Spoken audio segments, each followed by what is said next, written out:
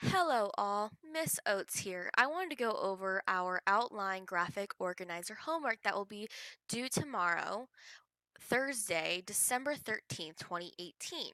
So we started talking about this in class, and I wanted to make sure we really understood the purpose of this.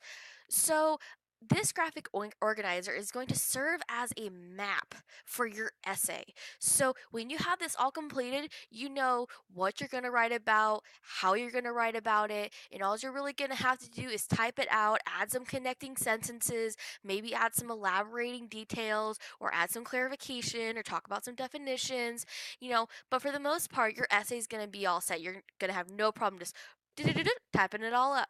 So, the first paragraph of any essay, as we know, is called an introduction. The first sentence of our introduction is a hook, or our opening sentence. So, the hook is going to draw the reader in, it's going to grab the reader's attention, it's going to help envelop the reader into the world that is going to be your essay.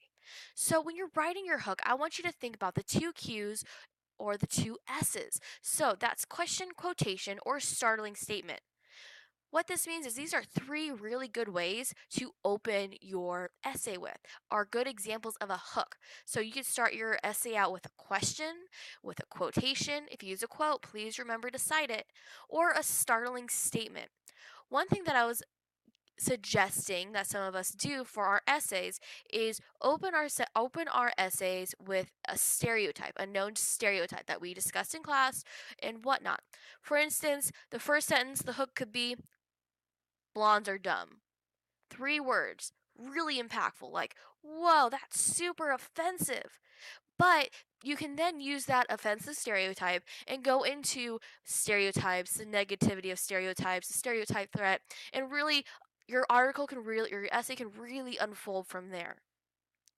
But please keep in mind, whatever stereotypes you do bring up and discuss in your introduction, whether it be in the body of your introduction or your hook, the very first sentence or sentences, that you discuss the stereotypes throughout your essay. So if you choose to talk about a stereotype that has to do with race in your introduction, I want to see you, talking about that race stereotype throughout when you're bringing in your evidence, you're bringing in your research, you're bringing in quotes from all the articles we read or the peer discussions and so on.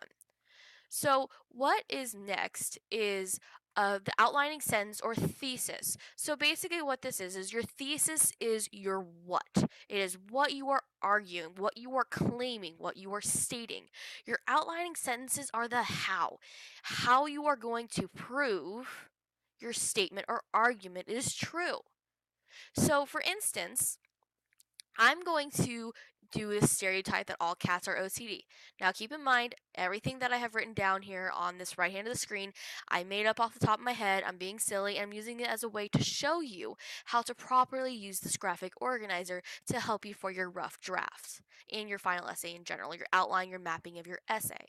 So, my thesis, my argument, my claim is all cats are OCD. There's my what.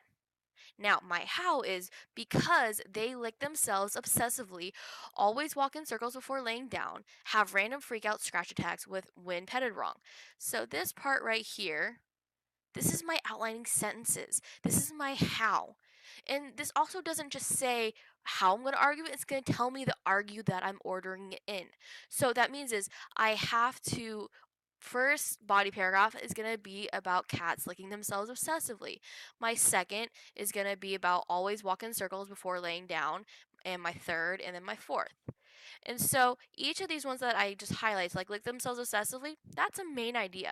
So I'll just put that here. And then the always walking in circles or laying down, whatever, is going to go right here, and so on. So please keep in mind that this is a 6 paragraph essay. So I recommend that you do 1 introduction paragraph, 4 body paragraphs. You need 4 main ideas, and then, or 4 points of evidence that you're going to argue, and then a conclusion that will equal 6 because 2 plus 4 is 6. Math skills that I really don't have. Anyways, so you are going to take each of your ideas and you're going to put them here in these boxes, and then any of these boxes below, which this arrow is pointing to, this is where you're going to put your evidence, arguing points, proving statements, so on. And so, for instance, here I kind of have an average of how many times cats lick themselves a day. Made that up. I have a in their lifetimes, they're going to spend over 2 years of their lives licking themselves. So that's licking themselves 24/7 for 2 years straight. And then I also have a made up study that I'm going to quote.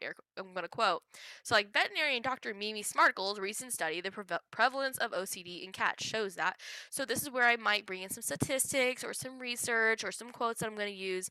And I'm going to repeat the process of my arguing points, my evidence, and so on for each of my ideas. Now, if we scroll down a little bit here, you're going to see this connecting sentences. So, you're going to be writing transition sentences from one main idea to the other because I don't want it to be very disjointed. Like, oh, we're talking about the sky. Now we're talking about President Trump, right? Those are completely different. And there's like a little bit of like almost like a whiplash going on. So I want you to connect the idea of this paragraph with the idea of this paragraph, the idea of this paragraph with the idea of this paragraph, and so on. So, for instance, if I was to connect the ideas, cats lick themselves obsessively, and cats walk in circles before laying down. This is how I would connect them. This would be my transition sentence. That would be the first sentence of my next paragraph. So this would be my first sentence of my third paragraph. So, licking isn't the only OCD behavior cats exhibit. They also walk in circles each time before laying down. So, I reframed my argument talking about how my stereotype that all cats are OCD and so on. Yeah, I know I shouldn't be talking about stereotype threats are dangerous, so I'm more arguing why cats are OCD. So this really isn't how your essay is going to unfold, but it's just a silly example that I thought of. So this is a really good connecting sentence, and you're going to do this 3 times. So your first sentence of your conclusion will kind of be tying all of this in together. So your conclusion is going to rephrase a thesis in a new way that is uniquely different from the thesis in introduction, but doesn't introduce new infos. So remember, your rephrased thesis in your conclusion is going to be a sibling, a brother or a sister to the thesis you used in your introduction. Now, I don't want twins. I don't want fraternal twins, identical twins. I don't want them to be that similar. I want them to be slightly similar, but not exact, if that makes sense. And so then this is also your conclusion is going to be the so what? Like, why does this matter? And this is in the conclusion for your essay. This is really where you're going to drive home the negative impact that stereotypes have. So I just want you to think about that, and I hope that helps. Please feel free to text me on the Remind app if you have any questions. Have a great day, and I'll see you in class tomorrow.